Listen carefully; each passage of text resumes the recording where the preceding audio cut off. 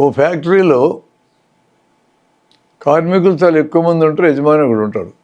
ఓ ఫ్యాక్టరీనే కాదు, బానిసలు ఉన్న రాజ్యాలలో, ఉన్న సమాజాలలో బానిసలు ఎక్కువ మంది ఉంటారు, బానిస యజమానులు తక్కువ మంది ఉంటారు. భూస్వాములు రాజ్యపాలన చేసినప్పుడు, భూస్వాములు పెత్తనాలు చేసిన కాలంలో భూస్వాములు తక్కువ మంది ఉంటారు, వాళ్ళ కింద పనిచేసే రైతులు ఎక్కువ మంది ఉంటారు. భూస్వాములకు పని చేసినాక సమయం మిగిలితే అప్పుడు వాళ్ళు వెళ్ళి వాళ్ళ పొలాల్లో పని చేసుకోవాలి. అది బానిస సమాజమైన, భూస్వామ్య సమాజమైన, ఈరోజు నడుస్తున్న పెట్టుబడిదారీ ఆర్థిక వ్యవస్థ ఉండే సమాజమైన, పని చేసే వాళ్ళు ఎక్కువ మంది ఉంటారు, చేయించేటోళ్ళు తక్కువ మంది ఉంటారు. ఈ సమస్య తీసుకొచ్చిన అదనపు సమస్యలు ఏంది చూద్దాం.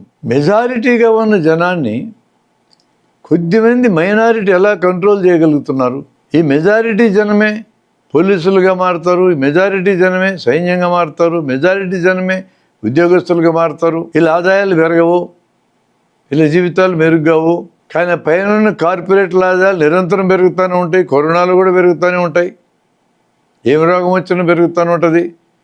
లక్షల కోట్లు పోగైతూ ఉంటాయి. వాటిని గొప్ప వార్తల కింద పత్రికలు అర్ధ పేజీలు రాస్తుంటాయి సిగ్గు లేకుండా. దొంగ లెక్కలు చెప్తారు మనకి. జనం యొక్క ఆదాయాలు పెరిగినాయి, ప్రపంచంలో పెద్ద ఆర్థిక వ్యవస్థకు మారుతున్నాం. ఇంగ్లాండ్ని మించిపోయిన ఆర్థిక వ్యవస్థ అంటారు, నిజమే, నేను కాదంటంలా. ఇంగ్లాండ్ సాధారణ జనం బతికే దాంట్లో 20 వంతు జీవితం ఉంది మన దేశంలో జనానికి. దీన్నంత అభివృద్ధి అందామా? ఒక పక్క కరోనా పీరియడ్లో బతకడమే కష్టమని జనం బాధపడతా, పనుల్లోకి ఇబ్బంది పడతా ఉంటే కార్పొరేట్ల ఆదాయాలు పెరిగినాయి మన దేశంలో. ఇంతలా వివక్షణ. బ్యాంకులు డబ్బు దాచుకొని అవసరానికి వాడుకుందామంటే నోట్ల రద్దు తీసుకోలేకపోయినాం. ఓ ఇంటి కోసం అప్పు చేసి కంతులు ఇన్స్టాల్మెంట్స్ కట్టకపోతే జప్తు చేయడానికి వస్తారు. ముందుగా అప్పు తీరిస్తే పెనాల్టీ వేస్తారు. మన దేశంలో 25 లక్షల కోట్ల రూపాయలు బ్యాంకులకు ఎగ్గొడితే ఏమీ చేరాలని. ఇంతలా వివక్షణ. కొద్దిమంది ధనవంతుల కోసం రాజ్యాలు పనిచేయడం సరైందేనా అనే ప్రశ్న ఈరోజు ప్రపంచమంతా వేసుకుంటుంది, ఒక ఇండియానే కాదు.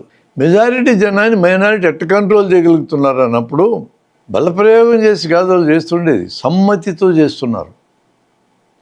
జనానికి ఒక సమ్మతిని క్రియేట్ చేసి, సృష్టించి, వాళ్ళు ఒప్పుకునేటట్టు చేసి, వాళ్ళంతటి వాళ్ళు అంగీకరించినట్టు చేసి వాళ్ళ మీద పెత్తనం చేయగలుగుతున్నారు. ప్రజాస్వామ్యం పేరుతోనే, ఎన్నికల పేర్లతోనే, ఓట్ల పేర్లతోనే జరుగుతూ ఉంటాయి ఇవన్నీ.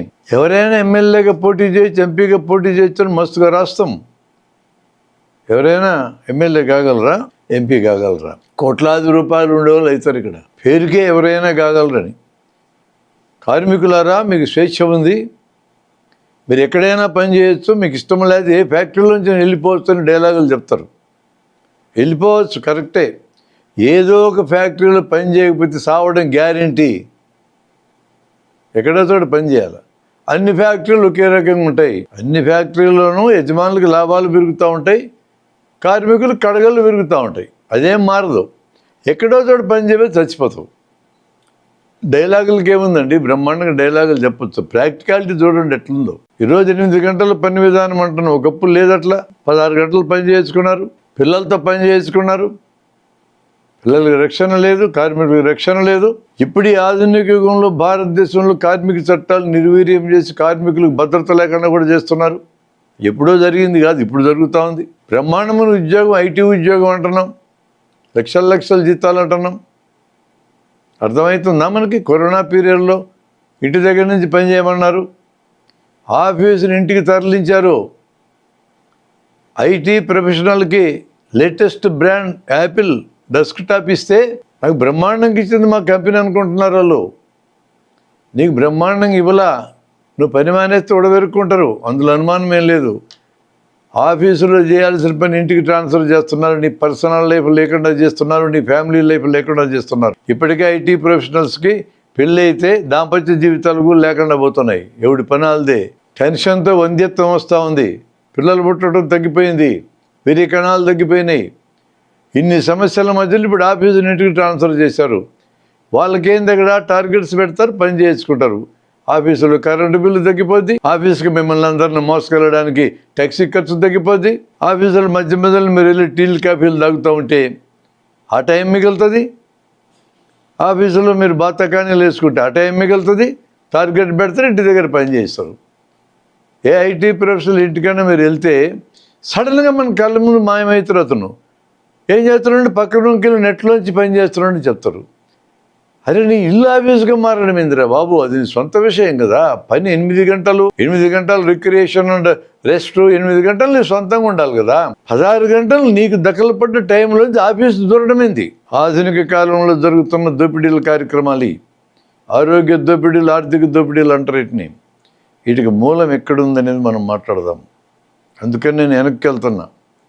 190 మంది పనిచేసేటోళ్ళు 105 నుంచి 10 మంది పని చేయించుకుని ఉన్న కాలంలో, జనానికి కష్టాలు ఉన్నప్పుడు, పేదరికంలో ఉన్నప్పుడు, తిండి సరిగా దొరకనప్పుడు, ఇల్లు కానీ గుడ్డ కానీ ఏ వనరు కూడా దొరకని కాలంలో వీళ్ళు యజమాని దగ్గరికి వెళ్ళి, అయ్యా మా పరిస్థితి ఉంది, ఇట్లా ఎంతకాలము మీరేం బ్రహ్మాండంగా బతుకుతున్నారు, పెద్ద రాజ హర్మ్యాల్లో బతుకుతున్నారు, మేమేం పురిపాకాలలో బతుకుతున్నాం, మా పిల్లలకి తిండి సరిగా లేదు, బట్టలు లేవు, చిబురు జుట్లు అని అడిగితే, ఇప్పుడు యజమాని ఏం చెప్పాడంటే, ఇలా జరిగి ఉండొచ్చు అని నేను అనుకుంటున్నా, మీరు ఆలోచించండి జరిగి ఉంటుందో లేదో. అరే నాయన నేనేం చేయమంటావు, నిన్ను దేవుడు అటు పుట్టించినాడు, నన్ను ఇటు పుట్టించినాడు, నా పాత్ర ఏమి లేదని తప్పించుకున్నారు, దేవుడిని ఎత్తుకు తోశారు. ప్రజలందరికీ దేవుడు ఒకడై ప్రజలందరినీ ప్రేమించే దేవుడైతే కొంతమందిని పేదరికంలో, కొంతమందిని ధనవంతులుగా ఆయన ఎందుకు పుట్టిస్తాడు? ఆయనకేం సంబంధం? కానీ దేవుడిని ఇతను పెట్టారు. ఒకనప్పుడు ప్రకృతిలో జరుగుతున్న అర్థం కాక మనకంటే పెద్దది ఉందనుకుని దైవభావం మనిషికి ఏర్పడదు. ఆ రోజు తోడ్పడ్డది. ఆ భావం మనిషికి టెన్షన్ లేకుండా బతకడానికి తోడ్పడదు. ఈ రోజుకి కూడా దిక్కులేనాడికి దేవుడే దిక్కంటే అర్థమైంది. సాంత్వనం పొందడానికి, టెన్షన్ లేకుండా బతకడానికి దేవుడి పేరు తలుచుకొని బతుకుతున్నారు ఇప్పటికీ. అదే మత్తు మందులాగా వాడుకుంటున్నాడు బాధపడి సాగకుండా. నేను దాని గురించి ప్రశ్నించడంలా.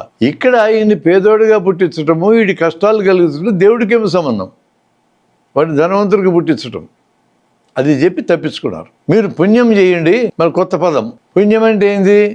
యజమానికి ఎదురు తిరగకుండా మీరు ఇప్పుడు ఏం పని చేస్తారో చేసుకుంటూ పోండి, దాన్ని అంతా పుణ్యం అంటారు. వచ్చే జన్మలో మళ్ళీ జన్మ వచ్చింది, మళ్ళీ పుడతారంటే వీళ్ళు. వచ్చే జన్మలో మీరు అందరూ యజమానులు అయి పుడతారు, మేము కూలోళ్ళకి పుడతాము అని హామీ ఇచ్చినాడు యజమాని. బ్రహ్మాండమైన హామీ. పాపం వీళ్ళందరూ దేవుడు చెప్పిన పని కదా, మనం దేవుడిని వ్యతిరేకించేంత గొప్పలమా అని చెప్పి భయపడి పుణ్యం చేసుకున్నారు చచ్చిపోయేదాకా. వీళ్ళందరికీ పిల్లలు పుట్టినారు. పుట్టిన పిల్లలందరూ కూలోళ్ళు అయినారు, బానిసల పిల్లలు బానిసలైనారు, రైతుల పిల్లలు రైతులైనారు, కార్మికుల పిల్లలు కార్మికులైనారు, యజమాని పిల్లలు యజమానులైనారు. తరం మారినాక మరలా పేదోళ్ళుగా తయారైన ఈ పిల్లల తరము మా తల్లిదండ్రులకు హామీ ఇచ్చినారు కదా యజమానులకు పుడతారని, ఏది ఎట్టు జరిగిందని పోయి యజమాని అడగడానికి వెళ్ళారు. ఈ లోపల ఆ యజమాని కొడుకు కూడా తయారయ్యాడుగా, వాడు తెలివైన పని చేశాడు. మనలో అంటే కార్మికుల్లో, రైతుల్లో, బానిసల్లో ఉన్న తెలివిగల్లోళ్ళని పట్టుకున్నాడు. అంటే తెలివిగల్లోళ్ళు అన్ని చోట్ల ఉంటారు కదా, అట్లాంటి తెలివిగల్లోళ్ళని వాడి దగ్గరికి తీసుకెళ్ళి, రే నీకు పని చెప్తా చెయ్యి, నువ్వు వాళ్ళలా కష్టపడాల్సిన పనిలా, నీకు బ్రహ్మాండమైన తిండి పెడతా, మంచి ఇల్లు ఇస్తా, మంచి బట్టలు ఇస్తా, నువ్వు చేయాల్సిన పని ఏంటంటే వీళ్ళందరూ మళ్ళీ వస్తారు నా దగ్గరికి, మా గతి ఇట్టయింది ఏందని నువ్వు కొన్ని మాటలు వాళ్ళకి చెప్పాలా అన్నాడు. వాడికి ఏంది ప్రత్యేకత ఇచ్చా, గౌరవం ఇచ్చా, గుర్తింపు ఇచ్చా, ఆదాయం ఇచ్చా, సుఖాన్ని ఇచ్చా, చెప్పమంటే చెప్తారు. ఇప్పటికీ అట్టేటోళ్ళు ఉన్నారు కదా. ఈ కష్టజీవుల్లోంచి కొంతమందిని పక్కగలాగి ఇట్లాంటి అన్నీ ఇస్తే వీళ్ళని ముంచే బ్యాచ్ ఉందిగా ఇప్పటికి కూడా, ఆ బ్యాచ్ అప్పుడే తయారైంది. ఈసారి మళ్ళీ కొడుకుల తరం వచ్చింది. మా నాన్నకి ఇట్లా చెప్పినారు యజమానులు పుడతారని, నీ కొడుకులే మళ్ళీ యజమానులు అయినారు, మా పిల్లలు మళ్ళీ కూలోళ్ళు అయినారు, ఏంది ఇదని అడగడానికి వస్తే యజమాని దగ్గరికి వెళ్ళకుండానే ఈ పక్కకి తీయబడ్డోడు ఆపాడు వాళ్ళని. దీన్ని పురోహిత వర్గం అంటారు. మనలోంచి లాగబడ్డోళ్ళు, వాళ్ళు ఎక్కడి నుంచో పుట్టాల. ఎక్కడికి వెళ్తున్నారా మీరు అన్నాడు. అయ్యను చూడడానికి పోతున్నాం అన్నారు. పెద్దయ్య లేడు కదా, మీకు తెలుసు కదా అని. పెద్దయ్య పోయి చిన్నయ్య ఉన్నాడు కదా, ఆయన అడగాలన్నారు. ఆయన ఏం అడగాలో నన్ను అడగండి ముందన్నాడు. ఆయన నీతో మాకేం పని అన్నారు వీళ్ళు. ఎందుకంటే వీళ్ళలోంచి పోయినాడు కదా. ఇప్పుడు ఏదో కొత్త కిరీటం వచ్చినంత మాత్రం గొప్పడు ఎందుకు అనుకుంటారు, నీతో ఏం పని అంటే కాదు కాదు కాదు, ముందు నాకు చెప్పాలా, నేను నీకు పర్మిషన్ ఇచ్చినా అయ్యతో మాట్లాడాలి మీరు అన్నాడు. సర్లే ఇడికి కూడా చెప్దాంలే, మన సొమ్మేం పోద్దని వీళ్ళ నాయన, ఈ అయ్య నాయన పెద్దయ్య మా నాన్నలకి హామీ ఇచ్చినాడు యజమానులకి పుడతామని, మేము యజమానులకు పుట్టలా, కూలోళ్ళకి పుట్టాం, ఈ కథ అడగడానికి పోతున్నామని. అప్పుడు ఆ విడదీయబడ్డవాడు ఆ పురోహిత వర్గానికి సంబంధించినవాడు ఏం చెప్పాడో తెలుసా అండి? ఒరే, నేను ఒక ప్రశ్న అడిగితే చెప్పండిరా, మీరు 190 మంది పనిచేసేటోళ్ళు, 10 మంది యజమానులు. ఆ పెద్ద ఆయన చెప్పాడానికి 90 మంది యజమానులు అయిపడతారు, 10 మంది కూలీలు అయిపడతారని. 90 మంది యజమానులు, 10 మంది కూలీలు అయితే లోకం నడుస్తుందిరా అన్నాడు. అవు కదా అన్నారు వీళ్ళు. లోకం ఎట్లా నడుస్తుంది? 10 మంది కూలీలు ఉండి 90 మంది యజమానులు అయితే వీళ్ళకి డౌట్ వచ్చింది. మరి ఎట్లా స్వామి ఈ సంగతి ఆ పెద్ద ఆయన చెప్పకపోయానే మా ముసలి వాళ్ళు చెప్పకపోతారంటే, తెలుదురా వాళ్ళకి ఆ కాలంలో, నేను చెప్తున్నా అన్నాడు ఈయన. మరి మేమేం చేయాలా అన్నారు. మా సమస్య ఎట్ట పోవాలా అన్నారు. సమస్యలా నడిపేది. మనుషుల్ని భావోద్వేగాలు నడుపుతాయి, కానీ భావోద్వేగాలు ఎలకాలు నడపవు, ముందు అవసరాలు నడుపుతాయి. మన దేశాల్లో కూడా కులాలని మతాలని రెచ్చగొట్టి భావోద్వేగాలు పెంచి పోషించే బ్యాచ్ ఎల్లప్పుడూ రాజకీయాల్లో ఉంటుంది. వాళ్ళు ఎంత పెంచి పోషించినా మనుషులకి తిండి దొరకకపోతే, పనులు దొరకకపోతే, ఉపాధి దొరకకపోతే అవి గదిలిస్తాయి జనాన్ని. ఫైనల్గా అది గదిలిస్తుంది ఇప్పుడు వీళ్ళని. మీ నాయన మస్తు చెప్పినాడు మీ పెద్ద ఆయన, కానీ మా సంగతి ఏంది, మాకు తిండి దొరకట్లేదు కదా సరిగా అని అడిగారు. మీరు పుణ్యం చేయండిరా, మా నాయన కూడా అదే చెప్పినారు కదా అని. చెయ్యండి మీరు ఇక్కడి నుంచి డైరెక్ట్గా స్వర్గానికి పోతారు. అదేందని అడిగారు. స్వర్గం అంటే అది ఒక లోకము, దాన్ని దేవేంద్రుడు పరిపాలిస్తూ ఉంటాడు అనగానే ఇళ్ళల్లో కొంతమంది అక్కడ కూడా పనిచేయాలన్నా అన్నారు. పిచ్చోళ్ళారా, ఎంత అమాయకులరా మీరు, స్వర్గంలో పనిచేసేది ఏందిరా? పచ్చిక బయళ్ళు, సెలయేరులు, కామధేనువు, కల్పవృక్షము, నిత్యము డ్యాన్స్ ప్రోగ్రాములు, రంభ, ఓరవసి, తిలోత్తమ, మేనకాయలతో ఫ్రీ, అన్నీ ఫ్రీ అంటే పని ఏం లేదా అన్నారు. మళ్ళీ అనుమానం వచ్చి, ఏం పని లేదు, ఊరికి కూర్చోవడం, తినడం, తిరగడం. నీకు అక్కడే పర్మనెంట్గా ఉండాలని నీకు పర్మిషన్ వస్తే అమృతం చేరడం పోతారు, తాగంతే, ఇంక నీకు పనే లేదన్నారు. ఇప్పుడు చేసే బండ చాకిరి కంటే ఇది బాగుంది. అయితే మేమందరం స్వర్గం పోతాం లేదు స్వామి అన్నారు వీళ్ళు. ఖచ్చితంగా పోండి అక్కడికేనే, అయితే మీరు పుణ్యం చేసుకోవాలి జాగ్రత్తనే. చేస్తామలే, ఒక జన్మకు పుణ్యం చేయడం పెద్ద పనే, స్వర్గానికి పెట్టడం ఎందుకు చేయమన్నారు వీళ్ళు. అందులో ఒకడు అంటే ప్రశ్నించే గుణం మనిషికి ఉంటుంది కదా, ఒకడు ప్రశ్నించినాడు, మేము పుణ్యం చేయకపోతే ఏమవుతుంది అన్నాడు. దాన్ని పాపం అంటారా, నరకంలో పడతారు జాగ్రత్త అన్నాడు. అది ఎక్కడ ఉంటుందనే, అది ఇంకొక లోకము, దానికి నాయకుడు యమధర్మరాజు. ఇప్పుడు నువ్వు చేసే ప్రతి పనులు చిట్టా రాసుకుంటూ ఉంటాడు ఆయన. ఇప్పుడు నువ్వు పాపం చేసినావంటే రాసుకుంటాడు అక్కడ ఎట్లుంటుంది అన్నాడు అడిగినోడు. అసలు నువ్వు నరకానికి పోయేటప్పుడు ఒక నదిని దాటిపోవాలా, వైతరణి నది అంటారు దాన్ని. 8,000 మైళ్ళు ఎడల్పు ఉంటుంది, కాసుకోస్తూ ఉంటుంది అది. దాంట్లో నీళ్ళు బారుతాయి అనుకుంటావేమో జాగ్రత్త, చీము నెత్తులు బారుతూ ఉంటుంది. దాంట్లో నేను బుడుంగుని ముంచుకుంటూ అవతలకు తీసుకెళ్తారు. చీము నెత్తురున్నదే ముంచుతురా, హే చీ బాలేదు అన్నాడు. అందుకే కదా నరకానికి పోవద్దు, పాపం చేయొద్దు అని చెప్తున్నాను వీడు. పోయినాకేమైద్దని ఇంకొకటి అడిగాడు. ఆడేమన్నా కొంచెం స్వర్గంలాగా అవకాశం ఉంటుంది అని ఆశ. పోయిన తర్వాత నీ తప్పులన్నీ చిట్టా రాసినాడు చిత్రగుప్తుడు, చదువుతాడు. దాన్ని బట్టి ఇనుప ముక్కు కాకులతో పొడిపించడము, వేడి బాండీల్లో నూనె పోసి వేయించి దాంట్లో వేయించడము, ఫ్రై వేయించినట్టు, రంపాలతో కొయ్యడము, ఇట్లాంటి పనులన్నీ ఉంటాయని ఇవన్నీ మనం గరుడ పురాణంలో రాసినారండి. నేనేం కల్పించి చెప్పడంలా, ఓ పురాణంలో రాసినారు ఇవన్నీ. నరకం పోతే ఏమవుతుందో అంటే రాయగలిగేటోళ్ళు పక్కన పెట్టుకుంటే వాళ్ళకి జీతాలు దండిగిస్తే రాపిస్తారు. రాయగలిగిన తీసుకుందేమో ఈ వర్కర్స్లోంచే, రాసిందేమో వర్కర్స్కి వ్యతిరేకంగా. అది గరుడ పురాణం. దాంతో భయపడరు వీళ్ళు, పాపం చేస్తే నరకంలో పడతామని. ఇంకొక హైలైట్ ఏమంటే, క్రిస్టియన్ మతంలో చేర్పించడానికి క్రిస్టియన్ మిషనరీస్ రష్యాకి వెళ్ళినప్పుడు రష్యా ప్రజలు దీంట్లో చేరాలంటే ఒక హామీ అడిగారు. స్వర్గములో ఈ కామధేను కల్పవృక్ష కథం తట్టు సీల్ జంతువులు దొరుకుతాయని అడిగినారు. ఆ రష్యన్లకు సీల్ జంతువు మాంసం చాలా ఇష్టం. ఈ క్రిస్టియన్ మిషనరీలు సీల్ జంతువులు దొరుకుతాయని హామీ ఇచ్చి క్రిస్టియానిటీలో చేర్చినారు వాళ్ళని. ఎప్పుడు పోయి చూసి వచ్చినారంటే పెద్ద మనుషులు ఆ సీల్ జంతువులు దొరుకుతాయని. అసలు ఇంతవరకు స్వర్గం పోయి వెనక్కి వచ్చినాడు ఉన్నాడా ఎవడికి తెలుదు. ఓహే, అట్టాటి ఊహల్ని కల్పించి వీళ్ళకి చెప్పి స్వర్గం పోతామని వీళ్ళందరినీ పుణ్యం చేయించినారు. పాపము పుణ్యము, స్వర్గము నరకము, పునర్జన్మ పూర్వజన్మ 6 వచ్చినాయి ఇప్పటికే. అప్పుడు ఇంకో తెలివిగల్లోడు ఈ కార్మికుల్లో ఉన్నవాడు ఈ వర్కర్స్లో అడిగాడు ఏమంటే, అది కాదు ఆమె 90 మంది పోయి స్వర్గంలో కూర్చుంటే మీ నాన్నలందరూ 10 మంది కార్మికులైతే యజమాని ఎవడు మిగతా కార్మికులు యాడ్ నుంచి వస్తారో అడిగినాడు. చాలా ఇంటెలిజెంట్ క్వశ్చన్ అది. అప్పుడు ఏం చెప్పాడంటే ఈ తెలివిగా ముందే ప్లాన్ చేసుకొని ఉన్నాడు. ఏం ప్రాబ్లమే లేదురా, మీరందరూ స్వర్గంలో ఉండండి, మళ్ళీ తిరిగి రానక్కర్లా. యజమాని జీవితం స్వర్గం జీవితం కంటే గొప్పగా ఉండదు, అక్కడే ఉండండి మీరు. సత్యలోకం అనే ఒక లోకం ఉంది. ఈ లోకానికి అధిపతి బ్రహ్మదేవుడు, 4 తలకాలు ఉంటాయి, ఆయనకి 4 చేతులు ఉంటాయి. ఆయన మనుషులను బొమ్మలను తయారు చేసి ఉప్పు నూతితే ప్రాణం వస్తుంది, వాళ్ళని ఎంతమంది కార్మికులు కావాలని అంతమందిని కిందకు దించుతూ ఉంటాడని. ఇప్పుడు కార్మికుల సమస్య పరిష్కారమైంది, సంఖ్య పరిష్కారమైంది, బ్రహ్మదేవుడు చూసుకున్నాడు. బ్రహ్మదేవుడు నిజంగా చాలా సిన్సియరు. ప్రపంచ జనాభాని పెంచేది ఆయనే. ఇప్పుడు 800 కోట్లు అయినారంటే ఆయన చేసిన కార్యక్రమమే ఇది. ఇండియాలో 140 కోట్లే, ప్రపంచంలో నెంబర్ 1 అయినాం ఆయన వల్లనే. అది చూసుకున్న తర్వాతనే కదా మన ఎంపీ గారు సాక్షి మహారాజు గారు హిందువులందరూ నలుగురిని కనండి, జనాభాని పెంచండి అని చెప్తే ఈ పని కూడా ఆయన ఎత్తున పడదు కదా.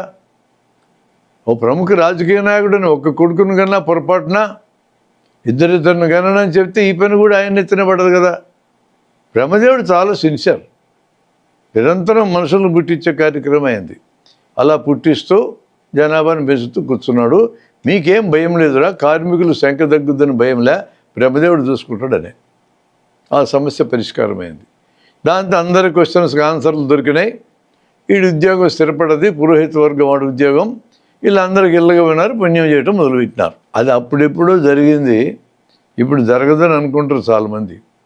ఇప్పటికి 60-70 ఏళ్ళ నాడు కర్నూలులో 1968లో నేను మెడికల్ కాలేజ్లో చేరడానికి వెళ్ళా. అంతకు ముందు జరిగిన ఘటన. బిర్లా కంపెనీ ఉండేది, బిర్లా వారిది. ఇప్పుడు ఆ కంపెనీ లేదులేండి, మూతబడి ఆ స్థలం అంతా గాయత్రి ఎస్టేట్స్ అనే పేరుతో రియల్ ఎస్టేట్ వ్యాపారం కింద మారింది. ఒక పక్కన గుంతదేవి, దాంట్లోంచి రాళ్ళు తీసి ఫ్యాక్టరీ కట్టారు. ఈ గుంటను బూడ్చడానికి ఫ్యాక్టరీలో తయారీ బూడిదని తెచ్చిపోయటం మొదలుపెట్టారు. ఆ బూడిద గుంట గాయత్రి ఎస్టేట్స్. ఇప్పుడు అక్కడ ఒక గజం ₹1,00,000. ఒకప్పుడు బూడిద గుంట, బూడిద తీసుకెళ్ళి అంట్లు దమ్ముకున్నాం మేము 68లో. అప్పుడు 1000 మంది కార్మికులు ఉండేవాళ్ళు. కార్మికులకి ఎన్ని కథలు చెప్పినా కష్టాలు తీరకపోతే సమ్మె చేయాలనుకున్నారు. ₹100 మాకు జీతం పెంచాలా అని. అప్పటికి 1000 వచ్చేది, 100 పెంచాలని అడిగినారు. దాంతో యజమాని ఏం చేశారంటే వాళ్ళ స్థలాన్ని ఉత్తరం దిక్కున కేసీ కెనాల్ అని ఉంటుంది. ఆ కెనాల్ పక్కన 1 ఎకరా స్థలం గుర్తుపెట్టి ఆ స్థలాన్ని సదరం చేసి దాంట్లో తాటాకు పందిళ్ళు ఇచ్చాడు. మద్రాసు నుంచి సిద్ధాంతిని పిలుచుకున్నాడు. ఈ గీతా జ్ఞాన యజ్ఞం ఇట్టాడి చేసే వాళ్ళు ఉంటారు, అద్భుతంగా మాట్లాడుతారు వాళ్ళు, బ్రహ్మాండమైన కమ్యూనికేటర్స్ వాళ్ళు. అట్లా ఆయన పిలిచినాడు. 3 రోజులు 1000 మంది కార్మికులు, వాళ్ళ కుటుంబాలు అంటే వాళ్ళ భార్యలు కొడుకులు అందరూ కూడా రావచ్చాడికి, దాదాపు 3-4 వేల మంది. మీ అందరికీ దైవబోధ చేస్తాడైనా, మీకు భోజనం ఇక్కడే 2 పూట్లా, మీ పనాన్ని తినేళ్ళడమే అని చెప్పిండు యజమాని. ఇదేందో బాగానే ఉంది కదా అని కార్మికులందరూ పెళ్ళాం బిడ్డలు వేసుకొని వచ్చారు. ఆ సిద్ధాంతి ఎంత అద్భుతంగా చెప్పాడంటే, యజమాని యొక్క ఫ్యాక్టరీ మాయ, ఆయన కారు మాయ, బంగ్లా మాయ, ఆయన సుఖాలంతా మాయ, మీ కష్టాలు కూడా మాయేరా. మాయ ఏమి లేదేడా, నువ్వు ఉందనుకుంటావు అంతే. దీనికి ఒక కథ కూడా ఉందండి. రాజుగారు ఏనుగు వస్తుంది, శిష్యుడికి చెప్తుండు గురువు, ఈ మాయ చెప్పే గురువు, ఏనుగు మాయ, నువ్వు మాయ, నేను మాయ, రాజు మాయ, మనుషుల బాధలు మాయ, అంతా మనం అనుకుంటున్నావు రా, మన భ్రమిది. చీకటిలో తాడుందొక్కి పాము అనుకున్నట్టు ఈ లోకమంత ఉందనుకుంటున్నావు, ఏం లేదు, లోకం ఏం లేదు అని చెప్తే లోపల ఏనుగు పిచ్చిబట్టి నేను పరిగెత్తుకొని వచ్చింది. గురువుగారు శిష్యుడు గారు ఎదురు పారిపోయినారు చిక్కకుండా. ఏం గురువుగారు ఇప్పటిదాకా అంతా మాయ అని చెప్తివి, ఏనుగు రాగానే పరిగెత్తుకొచ్చినామంటే గజం మిథ్య పలాయనం మిథ్య అన్నాడు. మాయా లేదా మిథ్య, ఏనుగు మాయే, పారిపోవడం కూడా మాయా అన్నాడు. చాలా తెలివిగలరు కదా. ఇప్పుడు ఇవన్నీ మాయా మిథ్య అని చెప్పినాడు ఆయన. రోజు బువ్వ పెడుతున్నారు, కూసబెట్టి చెప్తున్నారు, మధ్య మధ్యలో పాటలు పాడుతున్నాడు, బ్రహ్మాండంగా ఆకర్షణీయంగా ఈ మాయ గురించి మిథ్య గురించి చెప్తున్నాడు. ఇదంతా విన్నటువంటి ఈ కార్మికుల యొక్క భార్యలు 3వ రోజున మొగులు డొక్కలో పొడిచినారు. పొడిచి, బుద్ధి ఉందా మీకు ఏమన్నా, ఇంత పెద్ద దైవభక్తుడు, ఈయన 3 రోజులు కార్యక్రమం పెట్టి దైవబోధ చేయిస్తూ ఉంటే ఆయన మీద మీరు సమ్మె చేసి 100 రూపాయలు పెరగాలని కొట్లాడతారా? బోర్డు ఉందో లేకపోయిందిలే, మేము ఇల్లు అడ్జస్ట్ చేస్తాం, పండి ఇంటికి వాడి అని తరిమి తీసుకెళ్ళినారు. తర్వాత 60,000 నీకు సమ్మె జరగల. ఇప్పుడు ఎంత ఖర్చు అయింది ఆయనకి? ఎకరా స్థలము అప్పట్లో 1000 రూపాయలు ఉంటుంది, తాటాకు పందిళ్ళు, 3 రోజులు భోజనము, మద్రాసు నుంచి వచ్చిన ఆయనకి ఫీజు అంతా కలిపితే 1,00,000 రూపాయలు ఖర్చు కాల ఆ కాలంలో. ఇప్పటికీ ఆ ఎకరా స్థలంలో సత్యనారాయణ గుడిని కట్టించిపోయినాడు ఆయన మహానుభావుడు, వదిలేసిపోలే. అంటే అలాంటి ఒక సింబల్ ఎల్లప్పుడూ ఉండాలా, జనాన్ని కంట్రోల్ చేసే సింబల్ ఉండాలని గుడి కట్టించేసినాడు. రెగ్యులర్గా నడుస్తుంది ఇప్పటికీ. బిర్లా లేచిపోయినాడు, గుడి ఉంది, ఎక్కడికి పోలే, ఆ భక్తి అట్లే ఉంది. అలా ఏర్పాటు చేశాడు ఆయన. సమ్మె మానేసినందుకు యజమానికి ఎంత మిగిలింది? నెలకు 100,000 మంది అంటే నెలకు 1,00,000, సంవత్సరానికి 12 లక్షలు, 60 ఏళ్ళకి 7,20,00,000 మిగిలింది. పెట్టిన పెట్టుబడి ఎంత? 1,00,000. దేవుణ్ణి కూడా జనాన్ని ముంచడానికి వాడతారు. తప్పు దేవుడిది కాదు, మనిషిదే. దేవుడు ఏమన్నాడు మహానుభావుడు మనకు తెలుసు కదా. ఒక నియోజకవర్గంలో 4 పోటీ చేసి 4 డబ్బుల మూటలు ఎత్తుకెళ్ళి తిరుపతిలో వెంకటేశ్వర స్వామి గుండీలు వేస్తారు, నేనే గెలవాలని, నన్ను గెలిచేటట్టు చూడు స్వామిని. ఎంత అన్యాయమైన కోరికది. 4 ఎట్ట గెలుస్తారు? ఎవడో ఒకటి గెలుస్తాడు. దేవుడి మీద ఇట్లాంటి భారమైన పనులు పెట్టొచ్చా? మరి 4 వేసి వచ్చినారు, ఓడిపోయిన 3 ఉంటారు కదా. డబ్బుల్ని హుండీలు అయితే గెలిపించలేదు, తమాషగా ఉందని అడగరుగా. అది దేవుడి బలం. అంటే మన తలకాయలు ఎక్కించబడ్డ దేవుడు బలం అట్టుంటుంది. అన్నీ దేవుడినెత్తికి దోస్తాడు అంతే. మనుషులకు సమస్యలు వచ్చినా కూడా మనుషులే క్రియేట్ చేసేది. సమస్యలకు ఒక రకమైన మనుషులే కారణం, పరిష్కారానికి కూడా మరో రకమైన మనుషులే కారణం. కానీ దేవుడినెత్తికి నెట్టేస్తారు. దేవుడు చాలా పెద్దవాడు, సర్వశక్తి సంపన్నుడు, మొత్తం విశ్వవ్యాపకుడు, అన్నీ తెలిసినోడు. ఆయన మీద ఎవడు పోట్లాడగలడండి? ఆ భయాన్ని క్రియేట్ చేసి దేవుడిని ఇతను పెట్టేస్తారు. దేవుడు సాటి వీళ్ళందరూ బతుకుతూ ఉంటారు, ఈ దొంగలందరూ బతుకుతూ ఉంటారు. అప్పుడు ఎప్పుడో జరిగింది మాయమాటలు చెప్పి జనానికి స్వర్గము నరకము పాపము పుణ్యము లాంటివి చెప్పి ముంచినారని చెప్పి అనుకుంటున్నాను. ఇప్పుడు కూడా జరుగుతూనే ఉన్నాయి. ఇప్పటికీ మాయమాటలు చెప్తానే ఉన్నారు. మీకు తెలుసు కదా, రాజకీయాలు ఉండేవాళ్ళు ఎన్ని మాయమాటలు చెప్తారో తెలియదా, ఎన్ని అబద్ధాలు ఆడతారో తెలియదా గెలవడం కోసం. ఇప్పటికీ జరుగుతూనే ఉంది. అవన్నీ నమ్ముతున్నారు జనం, ఇంకా నమ్ముతున్నారు, ఓట్లేస్తున్నారు, గెలిపిస్తున్నారు. గెలిచిన ప్రతిసారి వాళ్ళు కార్పొరేట్లకి షావుకారులకి పని చేస్తున్నారు తప్ప పేదోళ్ళకి పనిచేసి చాలా తక్కువ. ఇప్పటికీ జరుగుతుంది. మాటలు చెప్పి సామధాన భేద దండోపాయాల్లో సామాన్య ఉపాయాన్ని చెప్పి ఆ విధంగా కంట్రోల్ చేస్తారు. ఇప్పటికీ సినిమాలు వస్తాయి, పుస్తకాలు వస్తాయి, టీవీ సీరియల్స్ వస్తాయి, ప్రెస్ మొత్తాన్ని కంట్రోల్ చేస్తారు, సోషల్ మీడియాని కంట్రోల్ చేస్తారు. ఇలాంటి మాటలు చెప్పడానికి అన్నిటినీ వాడతారు. ఈ రోజుకి కూడా సామోపాయం అనేది జరుగుతూనే ఉంది. అది మన తలకాలకి మనం ఏమంటామంటే, నీకు అన్యాయం చేసినా ఆడి పాపానికి కూడా బోతలు అయ్యా వదిలేయండి అని అంటాం. ఆడి పాపానికి కూడా బోతురా, సత్యదాకా బాగానే బతుకుతూ ఉంటాడు వాడు. ఆడి పాపానికి వాడు ఏం పోడు మనం అనుకుంటూ ఉంటాం. ఆడు కూడా నీతి సూత్రాలు క్రియేట్ చేస్తారు. అప్పు తీసుకొని అప్పు ఎగ్గొడితే వచ్చే జన్మలో కుక్క అయిపడతామని భయపెడతాడు వాడు. ఎవరు అప్పిస్తారండి? డబ్బులు ఉన్న వాళ్ళు ఇస్తారు. తీసుకునేది ఎవడు? పైసలు లేనోడు. పైసలు లేనోడు అప్పు తీర్చకుండా మరణిస్తాడేమోనని ముందు జాగ్రత్తగా కుక్క అయిపడతామని భయపెట్టి వాడితో అప్పు తీర్చేటట్టుగా ఏర్పాటు చేసుకుంటారు. అది మనకి వర్తించేది. కుక్క అయిపోతారు, గాడిద పట్టరు, 25 లక్షల కోట్లు దిగమింగిన బ్యాచ్ వాళ్ళు బాగానే ఎగ్గొడతా ఉంటారు.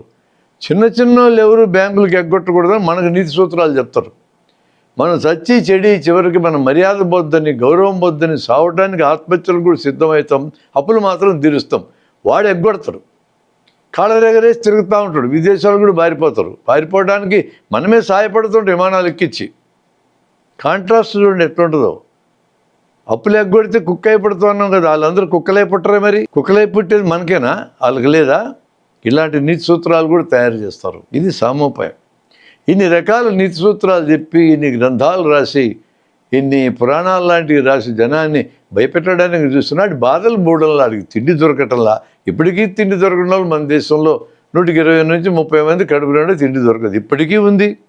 ఇన్ని ఆహార విప్లవాలు వచ్చినా ఒక పక్క మానవ సంపదనంతా ఆయుధాలు పెడుతూ గుట్టలు గుట్టలు పేర్చారు, మరో పక్క తిండి లేని వాళ్ళు ఉన్నారు, ఇల్లు లేని వాళ్ళు ఉన్నారు, ఆరోగ్యం లేని వాళ్ళు ఉన్నారు, చదువులు లేని వాళ్ళు ఉన్నారు, భవిష్యత్తు లేని వాళ్ళు ఉన్నారు. ఈ దుర్మార్గానంతా భగవంతుడు ఎందుకు చూస్తున్నాడు? వాళ్ళు చెప్పాల్సిందే, మనం చెప్పేది కాదు. పరిపాలించేటోళ్ళు ఎందుకు చూస్తున్నారంటే వాళ్ళు పరిపాలించేటోళ్ళు అటు కష్టపడాల కోసమన్నా పని చేయాలి, దోసుకు తినాల కోసమన్నా పని చేయాలి. ఈరోజు పరిపాలించేటోళ్ళు చాలా దేశాల్లో దోసుకు తినేటోళ్ళకి పని చేయడానికి కమిట్ అయినారు, కష్టపడాల కోసం పని చేయడానికి కమిట్మెంట్ లేదు వాళ్ళకి. వాళ్ళు అట్లా నిర్ణయించుకున్నారు రాజ్యాన్ని అటు నడపాలని. ఎన్నికల పేరుతో, ప్రజాస్వామ్యం పేరుతో మనమే ఓట్లు వేస్తే వాళ్ళు గెలిచి మనకు బొందబెట్టి వాళ్ళకి డబ్బు ఇవ్వదలుచుకున్నారు. అది అంతా సామోపాయంగా నడుస్తుంది. కానీ బాధలు పోవు, మళ్ళా వస్తుంది ఇంకో తరం. ఏమైనా పూర్వజన్మ అంటే పునర్జన్మ అంటే మస్తు కథలు చెప్తివి, పుణ్యం పాపమని, మా బతుకులు మారలా, ఏం చేయాలా అని అడిగినారనుకో, ఇప్పుడు కొత్త మెత్తడం మొదలు పెట్టినారు. ఈ కొత్త మెత్తడు ఏంటంటే, మరి మీరు ఇంతమంది వచ్చినారు కదరా మీ బాధల గురించి మాట్లాడడానికి, ఇంతమందితో నాయకుడు ఎట్లా మాట్లాడతారు యజమాని, మీ రిప్రజెంటేటివ్ ఎవరు చెప్పంటే, లే మా అందరితో మాట్లాడాల్సిందే అంటారు వీళ్ళు. అంతమందితో మాట్లాడేది ఎట్లా అని మళ్ళీ చెప్తారు. ఎవరు ఇందాక మనం ఒకరిని పంపించడం కదా, పురోహితుడిని, మన పిల్లకాయన ఒకరిని, అంటే మేధావులను కొంతమందిని మనమే పన్నులు కట్టి డబ్బులు గవర్నమెంట్ దగ్గర ఇచ్చి, ఈ డబ్బుతో చదువుకున్న వాళ్ళలో బాగా మేధావుల్ని వాళ్ళకప్పచెప్పి మనకు వ్యతిరేకంగా వాళ్ళ తరఫున పనిచేసే బ్యాచ్ని మనం తయారు చేసుకున్నాం కదా, ఈ కార్మికులందరూ తయారు చేసుకున్నారు కదా. నాయకుడిని పంపించి మాట్లాడుతూ అంటాడు, సర్లేరా నేను పోయేస్తాలే, నాయకులు లోపలికి పోతాడు. బ్రహ్మాండమైన హాలు, సోఫా సెట్లు, యజమాని అక్కడ కూర్చొని ఉన్నాడు, ఎంతో ప్రేమతో లేచి ఎదురొచ్చి షేక్ హ్యాండ్ ఇస్తాడు. ఎందుకంటే ఆడిది సమస్య, సమ్మె చేస్తున్నారు, కూర్చోబెడతాడు సోఫాలో. ఆ సోఫా ఎగిరి గంతేసింది ఇట్లా, వీడికి కనిపించింది మనసులో, నా కొడుకు రోజు ఇట్టాడు సోఫాలో, ఇంత మెత్తడి సోఫాలు కూర్చుంటున్నాడా అనిపించింది వీడికి మనసులో. మేమందరం పని చేస్తే లాభాలు సంపాదించుకొని భలే బతుకుతున్నాడా అనిపించింది. కానీ ఏమంటాడు, పైకి ఏమండు, గౌరవం కదా. ఏమి రామయ్య అంటాడు. రామయ్య ట్రేడ్ యూనియన్ నాయకుడు అనమాట. ఏం రామయ్య, ఏంది ఎంతమంది పిల్లలు నీకు, ఎంతోళ్ళ వయసు అంటాడు. రామయ్య కొంచెం టెన్షన్లో ఉన్నాడు వర్కర్ల తరఫున. మాకు ఎంతమంది పిల్లలు అయితే ఏముందిలే సార్, మీరేమైనా చేసేదా పోయేదా, ముందు అసలు విషయం మాట్లాడదా కానీ అంటాడు. మాట్లాడదాంలే రామయ్య, అసలు విషయం ఇటు వచ్చావు కదా, మాట్లాడుకుని ఉంటామా, ఖచ్చితంగా మాట్లాడతాం, కాస్త మంచి చెడు మాట్లాడుకోవచ్చు కదా, కుటుంబాల గురించి తప్పే ఉంది అందులో అని నైస్గా చెప్తాడు. ఇద్దరు పిల్లలు సార్, నాకు ఇద్దరు అమ్మాయిలే అంటాడు. ఏం చేస్తుంది పెద్దమ్మాయి ఇంటర్మీడియట్ అయిపోయింది సార్, చిన్నపిల్ల 10th క్లాస్ అంటాడు. ఇంటర్మీడియట్ అయినాక ఏం చేపిస్తాం మీ అమ్మాయిని? ఏమి చేపిస్తాం సార్, మేము నర్సింగ్లో జరిపిద్దాం అనుకుంటున్నా అంటాడు. ఏమి నర్సింగ్ బుద్ధి లేకుండా మాట్లాడతావు, ట్రేడ్ యూనియన్ నాయకుడు నువ్వు, 1000 మంది కార్మికులకు నాయకుడివి, డాక్టర్లు చేర్పించు. మేమేడ చేర్పిస్తాం సార్ డాక్టర్గా అంటాడు ఆయన. నేను చూసుకుంటాలే, చేర్పించు. ఏంది ఇది? దీని పేరు దానోపాయం. ట్రేడ్ యూనియన్ నాయకుల్లో కొంతమందిని కొనేస్తారు ఇటు అటు ఆడుతూ. వాడి పిల్లలు మెడిసిన్లు చేర్పిస్తాడు. ఈయన బయటకు వచ్చి ఏం చెప్తాడో తెలుసా, నేను తీవ్రంగా వాదించిన యజమానితో మనకి 200 జీతం పెరగాలని వాదించినా ఆయన ఫ్యాక్టరీ ఉన్న పరిస్థితి అంతా నాకు వివరించినాడు. మనకి ఇట్లా కనపడుతున్నట్టు బిల్డింగ్లు ఇవే కాదు, లోపల చాలా అప్పులు ఉన్నాయి, దాంతో చాలా సమస్యలు ఉన్నాయి. అతి కష్టం మీద నేను యజమానితో 150 రూపాయలు ఒప్పించిన, 200 ఇస్తాడు, ఇవ్వడానికి సిద్ధపడ్డాడు. మెడికల్ సీట్ ఇప్పించాడుగా కూతురికి. ఈయన 50 రూపాయలు కన్సెషన్ ఇచ్చాడు ఒక కార్మికుడి మీద. నెలకి 50 రూపాయలు కన్సెషన్. కొన్ని 1000 మంది కార్మికులు పనిచేస్తే ఒక 10 ఏళ్ళకి అగ్రిమెంట్ అయితే ఎంత ఏదో చూసుకో. భార్యాతరు కుక్కకి బిస్కెట్ బారేసినట్టు నీ అమ్మాయిని మెడిసిన్లో జరిపించు, నేను చూసుకుంటాను. ఇట్లా లొంగే ట్రేడ్ యూనియన్ నాయకులు లేరు అని అనకూడదు మనం, అందరూ అట్టున్నారని కూడా నేను అన్నాను. పూర్తిగా కార్మికుల కోసమే డెడికేట్ అయ్యి పేదరికంలో జీవిస్తూ మరణిస్తున్న కూడా తెలుసు నాకు. కానీ ఇట్లాంటి వాళ్ళు కూడా ఉన్నారు. ఇది దానోపాయం అంటారు దీన్ని. ఈ ఉపాయం కూడా పనిచేయదు. జనం కార్మికుల యొక్క సమస్యలు తీరవు, కష్టజీవుల సమస్యలు తీరవు. అప్పుడు 3వ ఉపాయం ఉపయోగిస్తాడు, అది భేదోపాయం. ఏం చెప్తాడు వచ్చి, రే కమ్మోళ్ళు మీరు బుద్ధి ఉందిరా మీకు, ఎప్పుడు రెడ్డోళ్ళైనా పరిపాలించేది, మీ వాడిని తెచ్చుకోరా అని కమ్మోళ్ళకి చెప్తాడు. రెడ్డోళ్ళ దగ్గరికి వెళ్ళి 4% లేరురా వాళ్ళు రాష్ట్రాన్ని పరిపాలిస్తారట, సిగ్గులేదు 8% ఉన్నారు మీరు ఎడ్ల వాళ్ళకి అని ఇలాగ చెప్తాడు. మధ్యలో కాపోల దగ్గరికి వెళ్తాడు. ఎప్పుడు ఈ రెడ్డోళ్ళు కమ్మోళ్ళేనా రాజ్యాన్ని పరిపాలించేది, మీకు అక్కర్లే అని ఆయన రేగ కొడతాడు. మాలల దగ్గరికి వెళ్తాడు, మాదిగల మీద రేగ కొడతాడు. మాదిగల దగ్గరికి వెళ్తాడు, మాలల మీద లేపుతాడు. కులానికి పెడతాడు తగాదా, మతానికి తగాదా పెడతాడు. మనం ఈ చిక్కుములు ఇప్పుకోలేక మనం చస్తుంటాం. అరే ఏం చేసినా మన పేదవాళ్ళమే. మనకు 4 రిజర్వేషన్లు వచ్చి చదువుకున్న ఉద్యోగాలు వచ్చిన వాళ్ళని విడదీస్తాడు, కింద వాళ్ళతో కలవనీడు. చూసుకోండి, మీరు రిజర్వేషన్ తీసుకొని జీవితాలు అభివృద్ధి చేసుకున్న వాళ్ళు తమ కులాలు ఉండి కింద వాళ్ళతో కలుస్తున్నారా? కలవకుండా వాడు చేస్తాడు. మనకి బుద్ధి ఉండాలి కదా అని మీరు అనొచ్చు, కానీ అదొక పథకం. అది భేదోపాయాన్ని ఉపయోగిస్తాడు. భాష పేరుతో భేదోపాయం, ప్రాంతం పేరుతో భేదోపాయం. నేను ఒక భేదోపాయం చెప్తా చూడండి. ఆంధ్రప్రదేశ్లో ప్రాజెక్టులు ప్రభుత్వం కట్టి, కాలువలు ప్రభుత్వం తవ్వి, పొలం దగ్గరికి నీళ్ళు వచ్చేటట్టు చేస్తే కాలువల కింద వ్యవసాయం ఎకరాకి 290 కానీ గవర్నమెంట్కి కడితే 3 పంటలు వేసుకోవచ్చు. అన్ని చోట్ల మెట్ట ప్రాంతాల్లో కూడా కాలువలు ఉన్నాయి. కాలువల కిందోడికి అది కమిట్మెంట్.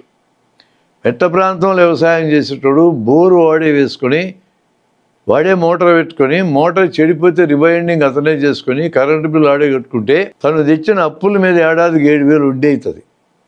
7,000 వడ్డీ ఏడాదికి కడితే ఒక పంట పండుతుంది. 290 కట్టినోడికి 3 పంటలు పండుతాయి. ఈ 3 పంటలు పండించుకున్నోడిని ఒక్క పంట పండినోడికి మధ్య పెడతారు తగా. వీళ్ళకి తెలివి పెరగనీడు. మేము కూడా రైతులమే కదా, మేము కూడా ఈ రాష్ట్రం వాళ్ళమే కదా, మేము కూడా 290 కడతాం, 7,000 మేము ఎందుకు కట్టాలా అప్పుల మీద వడ్డీలు, మాకు 3 పంటలకు నీళ్ళు అని అడగనీయకుండా చేస్తారు. కనపట్టంలా మీకు ఎన్ని సెక్యూరిటీలు ఉన్నాయి డెల్టా ప్రాంతంలో ఉండే వాళ్ళకి? ప్రకాశం బరాజీ, పులిచింతల, నాగార్జున సాగరు, పట్టిసీమ, పోలవరం, శ్రీశైలం. ఎన్ని సెక్యూరిటీలు ఉన్నాయి మెట్ట ప్రాంతంలో ఉండే వాళ్ళకి? అది రాయలసీమ కావచ్చు, ఆంధ్రలో సీడెడ్ ఏరియా. నీ పొదిలి, కనిగిరి, కందుకూరు, ఉదయగిరి, రాపూరు దాకా సీడెడ్ ఏరియా. నీళ్ళు వెలుగొండ పూర్తి అయితే నీళ్ళు వస్తాయి. ఇక్కడ శ్రీశైలం నీళ్ళు నిలబడితే ఎత్తిపోతలకే నీళ్ళు వస్తాయి. ఏడు గుండ్రేవాళ్ళు తయారు కాదు, వేదావతి తయారు కాదు, కేసీ కెనాల్కి నికరమైన నీళ్ళు రావు ఇక్కడ రాయలసీమలో. ఒకే రాష్ట్రంలో ఉండే 2 రకాల రైతుల మీద వాళ్ళిద్దరి మధ్యకి ఆ డిఫరెన్స్ తీసుకొస్తాం. ఇంక భాష పేరుతో అప్పుడప్పుడు హిందీ జాతీయ భాషలు లేస్తుంటాడు ఒక ఆయన, వెంటనే తమిళనాడు మేము ఒప్పుకోమంటుంటారు. కొట్టుకోవాలా, గొడవపడాలా. ప్రజలు ప్రశాంతంగా ఉండకూడదు. ఈ పని వీళ్ళు మొదలెట్టారు కాదు, బ్రిటిష్ వాళ్ళు మొదలెట్టారు. ముస్లింలు హిందువులు ఏకమై మొదటి స్వతంత్ర సంగ్రామంలో 1857లో బ్రిటిష్ వాళ్ళకి ఛాలెంజ్ చేసినందుకు వీళ్ళని కలవనేయకూడదని బ్రిటిష్ వాళ్ళు నిర్ణయించుకున్నారు. బ్రిటిష్ వాళ్ళ నుంచి ఏం నేర్చుకున్నారో మన పాలకులు నాకు తెలియదు, కానీ బ్రిటిష్ వాళ్ళు నేర్పిన ముస్లింలకు హిందువులకు తగాద పెట్టడం మాత్రం బ్రహ్మాండంగా నేర్చుకున్నారు. భేదోపాయం దాని పేరు. ఇది కూడా పనిచేయదనుకో, చివరికి దండోపాయం. ఉపాయం అర్థం కావడానికి చెప్తాను నేను, మీరు ప్రయోగం చేయండి. ఒక చెప్పుల షాపులోకి వెళ్ళి జత చెప్పులు వేసుకొని డబ్బులు ఇవ్వకుండా బయటికి రండి, చూద్దాం ఏమైద్దో. చెప్పుల షాపులో చాలా చెప్పులు ఉన్నాయి, నీ కాళ్ళకి చెప్పులు లేవు, నీ అవసరం అది. నువ్వు కూడా కష్టజీవే, కష్టపడేవాడివే, నీకు వచ్చే జీతభత్యాల్లో చెప్పులు కొనుక్కోడు చేతగాడంలా. కాబట్టి షాపులోకి వెళ్ళు. కస్టమర్ వచ్చాడు అనుకొని అక్కడ ఉండే క్లర్క్ అబ్బాయి నీ కాళ్ళకి చెప్పులు తగిలిస్తారు. వాళ్ళు ఎవరు? వాళ్ళు మన పిల్లలే. చెప్పుల షాపులు యజమానులు అక్కడ ఉండరు. నువ్వు చెప్పుల షాపు కాబట్టి బట్టల షాప్ అనుకో, ఇంకో షాప్ అనుకో, ఏదైనా సరే యజమాని అక్కడ ఉండడు. యజమాని తరఫున పనిచేసే మన పిల్లలు అక్కడ ఉంటారు. చెప్పులు వేసుకున్నావు, బాగుంది, డబ్బులు ఇగాకు, నీకు అవసరం ఉంది, అక్కడ దండిగా చెప్పులు వేసుకొని బయటికి రా, చూద్దాం ఏమవుతుందో. సార్ సార్ సార్ అంటాడు ఆయన క్లర్కు, మన పిల్లకాయే. అయ్యేమి అన్ను, చెప్పులు వేసుకొని పోతున్నారు సార్. అవు వేసుకొని పోతున్నా. ఎట పోతారు సార్? ఎట పోతున్నా. అదే ఎట్లా పోతారు సార్ మీరు? పోతున్నాను కదా, కనపడుతుంది కదా, ఇట్లా పోతున్నా అనండి మీరు. అప్పుడు అర్థమైంది, లైట్ వెలిగింది ఆ కుర్రోడికి. వెంటనే చెప్పులు వేసుకొని పోతున్నాడు, నా డబ్బులు ఇక్కడ కేకలేస్తాడు. ఫోన్ తీసుకొని పోలీసులకు ఫోన్ చేస్తాడు. కేకలే కానీ దారిని పోయే వాళ్ళందరినీ చుట్టూ చేరుతారు 10 మంది. ఏంది అంటారు. చెప్పులు వేసుకొని పోతున్నాడు సార్ ఆయన, డబ్బులు ఇలా 300 రూపాయలు ఇవ్వాలా అంటాడు. ఈ కుర్రోడు మనోడే.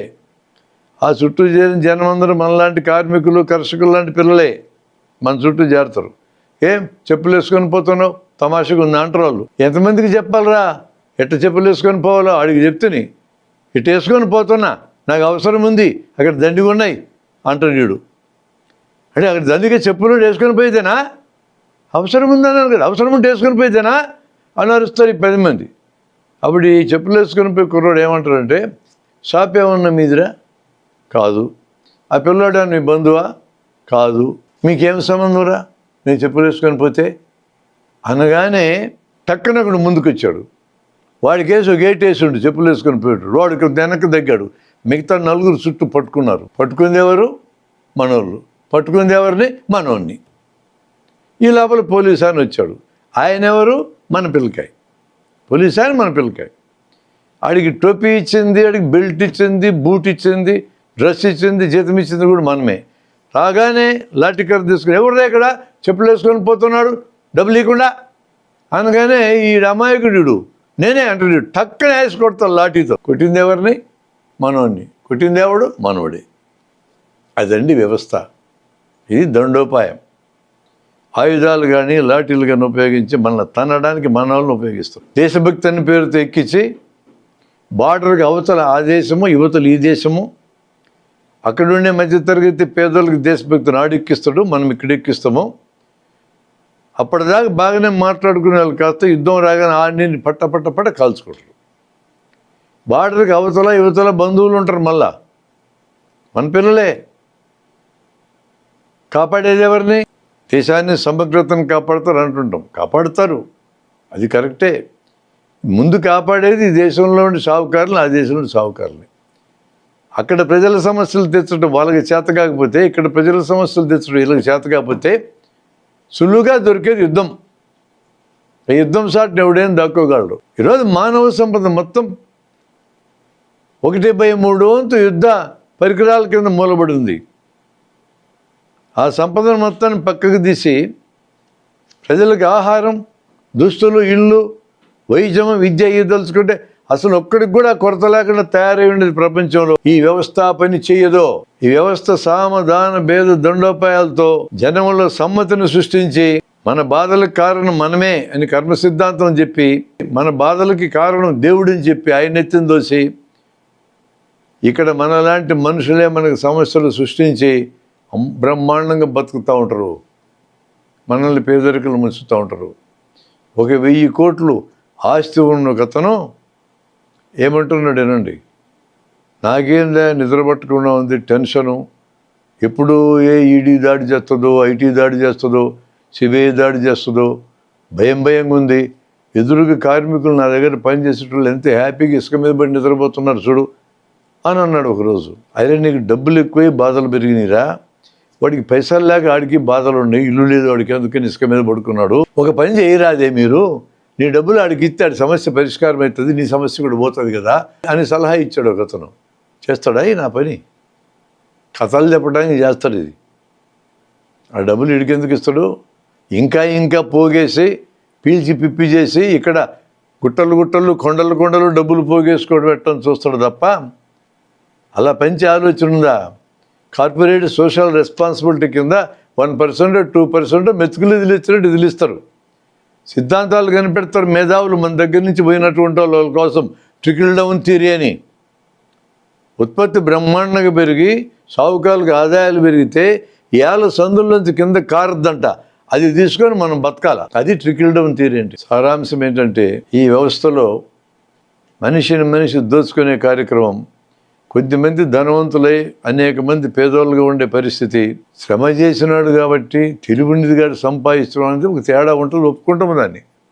ఒక సైంటిస్ట్ ఎక్కువ సంపాదిస్తే అర్థం చేసుకోవచ్చు, ఒక మేధావి ఎక్కువ సంపాదిస్తే అర్థం చేసుకోవచ్చు. క్లాసులో బ్యాక్ బెంచర్స్గా ఉండేటోళ్ళు వాళ్ళ అమ్మనాన్నలకి డబ్బులు దండుకున్నాయి కాబట్టి వీడు ఆ పరిశ్రమకి యజమాని అయిపోయి వాడు యజమానిగా మారి ఆడికంటే తెలివిగల ఫ్రంట్ బెంచెస్ నా దగ్గర కూలి పెట్టుకుంటాను ఎట్ట అర్థం చేసుకోవాలా? పుట్టగానే ఒకటికి కోట్ల రూపాయల ఆస్తులు వస్తాయి, పుట్టగానే ఒక పిల్ల చింపిరి జుట్టుతో రాజువారి సెంటర్లు అడక్కు తింటా ఉండదు, ఎట్ట అర్థం చేసుకోవాలా? ఇదంతా భగవంతుని ఎత్తున పెడతారు. భగవంతుడికి ఏం పని? పేదవాళ్ళను పుట్టించే పని, ధనవంతులు విడిగా పుట్టించే పని. ఆయన సబ్జెక్టే కాదు కదా. కాబట్టి మన కడగలకి మన బాధలకు కారణం ఒక రకమైన మనుషులు, పరిష్కరించుకోవాల్సింది ఇంకో రకమైన మనుషులు మనమే. ఈ క్రమంలో మనల్ని విడదీసి మేధావులుగా మనకు ట్రైనింగ్ ఇచ్చి మనకు వ్యతిరేకంగా నిలబెట్టి సామోపాయం కింద మాటలు చెప్పేది ఇల్లే, దండోపాయం కింద తన్నేది కూడా ఇల్లే. ఇటువంటి పకడ్బందీ వ్యవస్థను నిర్మించుకొని ప్రజల యొక్క సమ్మతి ద్వారా, కన్సెంట్ ద్వారా హేజిమని పెత్తనాన్ని స్థిరపరచుకునే కార్యక్రమం ఈరోజు ప్రపంచవ్యాప్తంగా జరుగుతుంది. నిరుద్యోగాన్ని పెంచే వ్యవస్థ, ప్రజల బాధలు పెంచే వ్యవస్థ, అనారోగ్యం పెంచే వ్యవస్థ, ప్రకృతి వనరుల్ని దుంపనాశనం చేసే వ్యవస్థ, స్త్రీల మీద వివక్ష చూపించే వ్యవస్థ, కులం మతం పేరుతో జనాన్ని దూరం పెట్టే వ్యవస్థ, దానికి దేవుణ్ణి కూడా డెలిబరేట్గా వాడుకునే వ్యవస్థ. ఈ వ్యవస్థకి మానవ జాతిలో ఉండే హక్కు ఎక్కడి నుంచి వస్తుంది? అందుకే ఒక గొప్ప రచయిత ఈ దుష్ట సమాజం పతనంగా తప్పదని రాశాడు, రాహుల్ సాంకృత్యాయన్. దుష్ట సమాజం ఇది. నేనే శాపం పెట్టడంలా, ఇన్ఎవిటబిలిటీ జరగక తప్పదు, ఎవడు ఆపలేడు దాన్ని. ఈరోజు బలంగా ఉండొచ్చు, ఈ బలం ఇట్లుండదు. బలం ఇట్లుండదు అనేది మనకు చాలా సాక్ష్యాలు ఉన్నాయి. ఈరోజు బానిస యజమానులు లేరు, ఈరోజు భూస్వాములు లేరు. ఒకప్పుడు తెలంగాణ సమాజాన్ని ఏడిపించిన నిజాం నవాబ్ లేడు. నిన్నగాక మొన్న బంపర్ మెజారిటీ తగిలి షేక్ హసీనా జనం తిరగబడి తరిమేసినారు. అంతకుముందు దేశాన్నంతా బ్రహ్మాండంగా అభివృద్ధి చేస్తానన్న లంక పాలకులు తరింపరేసినారు. ఈ ప్రపంచంలో ప్రజలందరూ పనిచేయడం, ఆ నిర్ణయం తీసుకోకుండా కొద్ది మందికి అన్ని రకాల వనరులు క్రియేట్ చేయాలా, మెజారిటీని వాళ్ళకి సబ్సర్వ్ చేయాలా, వాళ్ళకి సేవ చేసేటట్టు చేయాలా అనుకునే విధానాలు ఎల్లకాలం నడవో. This is the hope for the people. వాళ్ళు చేసే పనులు ఈ కార్మికులు, ఈ కర్షకుల తరపున వీళ్ళు చేయకూడదు. ఒకప్పుడు ఇళ్ళ స్థలాల కోసం, ఇళ్ళ కోసం పోరాడినారు వీళ్ళంతా. అవి వాళ్ళు బాగా ఇవ్వగలరు, పరిపాలించేటోళ్ళు ఇళ్ళ స్థలాలు బాగా ఇవ్వగలరు, ఇల్లు బాగా కట్టించగలరు. వాటిల్లో పోటీ పడకూడదు. వాళ్ళు నిరుద్యోగాన్ని పరిష్కరించలేరు, పేదరికాన్ని పరిష్కరించలేరు, అనారోగ్యాన్ని పరిష్కరించలేరు, వివక్షలను తొలగించలేరు. సావుకారులు మరింత సావుకారులు అవడం, పేదోళ్ళు మరింత పేదోళ్ళు కావడాన్ని పరిష్కరించలేరు. అక్కడ నిలబడి పోరాటం చేయాలా. శాంతియుతంగా సమాజం మారాలి అని కోరుకుంటున్నాం. అలా మారడానికి కావలసిన సంఖ్యాబలాన్ని ప్రజల్లో తయారు చేసుకొని, ఈ సంఖ్య ద్వారా మీరు పక్కకు తప్పుకున్నైనా ఇక మేము పాలించుకుంటాం మమ్మల్ని అనగలిగే స్థితి మనకు రావాలి. అంత సులభంగా వాళ్ళు అంగీకరిస్తారా? అంగీకరించకపోతే ఈ ప్రపంచంలో సహజ న్యాయం ఏంటంటే, ఇలా మాట్లాడినందుకు నేను జైల్లో పెడతా, ఇలా మాట్లాడినందుకు నీ మీద దాడి చేస్తా, ఇలా మాట్లాడినందుకు నీ మీద పెగాసిస్ లాంటి మాల్వేర్ పెట్టి నువ్వు మాట్లాడే రికార్డు చేస్తా, ఇలా మాట్లాడినందుకు నేను చంపేస్తాను అంటే ఆత్మరక్షణ చేసుకునే హక్కు మానవులు ప్రతి ఒక్కడికి ఉంటుంది. జంతువులకు కూడా ఉంటారు, కానీ వాటికి మన తెలివి లేదు కాబట్టి మన చేతుల్లో చచ్చిపోతున్నాయి. మనం మనుషులం, మనకు ఆ హక్కు ఉంది, దాన్ని వాడుకోవాలి.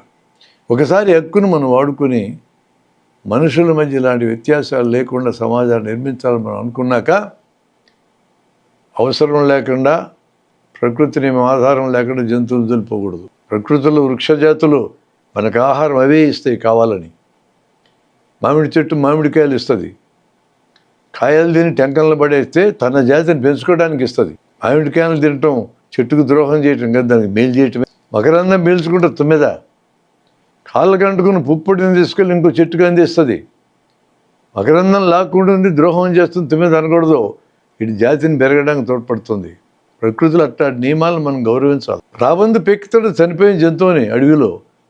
పెక్కి తినకపోతే అడవిలో కళ్యాబరాలు ఉంటాయి, అడుగు పెట్టలేం మనం. ఒకదాన్ని ఒకటి తినడం ప్రకృతి నియమం ప్రకారం ఉన్న వాటిని మనం ప్రశ్నించడము. ఈరోజు మానవుల మధ్య తయారైన అంతరాలు ప్రకృతిలో వచ్చినవి కాదు, మానవులు సృష్టించినవి. అందుకోసం వాళ్ళు పాపం, పుణ్యం, స్వర్గం, నరకం, పూర్వజన్మ, పునర్జన్మ, దైవం అందరినీ ఆడుకుంటాడు. ఒక చిన్న సంఘటనని ముగిస్తా. మళ్ళీ చాలామంది గుడికి పోతాం. గుడిలో హుండీలో డబ్బులు వేయండి, ఆ డబ్బులు దేవునికి చెందుతాయి. ఆ డబ్బును లెక్కేసి ప్రభుత్వం వాళ్ళు దేవుడి అకౌంట్లో రాస్తారు. దేవుడి గుడి అభివృద్ధికి వాడతారు, భక్తులకి సౌకర్యాల కోసం వాడతారు. దేవుడు హుండీలో డబ్బులు ఇస్తే పూజారి మిమ్మల్ని ఎడ చూస్తాడు. పూజారి పల్లెల్లో డబ్బులు వేయండి, అప్పుడు ఎడ చూస్తారు. పల్లెల్లో డబ్బులు ఇస్తే బ్రాడ్ చిరునవ్వుతో నీకు షట్టుకోపం పెట్టి నీ పేరు అడిగి, పిల్లాం పేరు అడిగి, పిల్లల పేర్లు అడిగి ఒక శ్లోకం చదువుతాడు. ఆ డబ్బులు ఆయన సొంతానికి పోతాయి, దేవుడికి పోవు. పల్లెంలో డబ్బులు వేస్తే అంత ఆనందపడతాడు పూజారి, హుండీలో డబ్బులు వేస్తే పెన్నముఖం పెట్టుకుంటాడు. అంటే దేవుడికి డబ్బులు వేస్తే పూజారి కోపమా? దేవుడు తనకి వ్యతిరేకంగా ఆలోచించే మనిషిని తన దగ్గరే పెట్టుకున్నాడు. భక్తి ఉందా పూజారికి? భక్తి ఉన్నట్టు కనపడుతుంది అంతే. ఆయనకి డబ్బుల మీద భక్తి ఉంది. బతకాలి కదా అతను కూడా. అతను మనలాంటి మనిషిగా. పూజారి ఒక ఉద్యోగం. బతకాలంటే గవర్నమెంట్ వాళ్ళు ఇచ్చే జీతం చాలడంలా, జనం ఇచ్చే డబ్బులు కావాలా? ఏం తప్పడతామని బతకాల? బాగా బతికేటట్టు జనాన్ని చేస్తే జనం మన మాట వినరు. రైతులకు బ్రహ్మాండమైన ఆదాయం వచ్చేటట్టు చేస్తే జనం మాట వినరు. వాళ్ళు బతకకూడదు, బాగా చచ్చిపోకూడదు కూడా. అక్కడ పెడతారు ఈ భావజాలు నిర్మాణం చేసి. అందుకనే వీటన్నిటిని అర్థం చేసుకోవాలా. ప్రత్యామ్నాయ భావజాలాన్ని మనం నిర్మించాలా, అంతకంటే బలంగా నిర్మించాలా. ఏ తప్పు భావజాలంతో మన మనసుల్ని కంట్రోల్ చేస్తున్నారో సమ్మతి ద్వారా ప్రత్యామ్నాయ భావజాలాన్ని నిర్మించి ఈ సమ్మతిని సృష్టించి కొద్దిమందికి సౌకర్యాలు క్రియేట్ చేసి కొద్దిమందికి సంపదలు క్రియేట్ చేసి వాళ్ళని పక్కన పెట్టడానికి కావలసిన ప్రత్యామ్నాయ భావజాలాన్ని నిర్మించడమే కాదు, వాళ్ళకంటే బలంగా మన జనంలో పట్టుకెళ్ళాలా. ఇదొక్కటే మార్గం.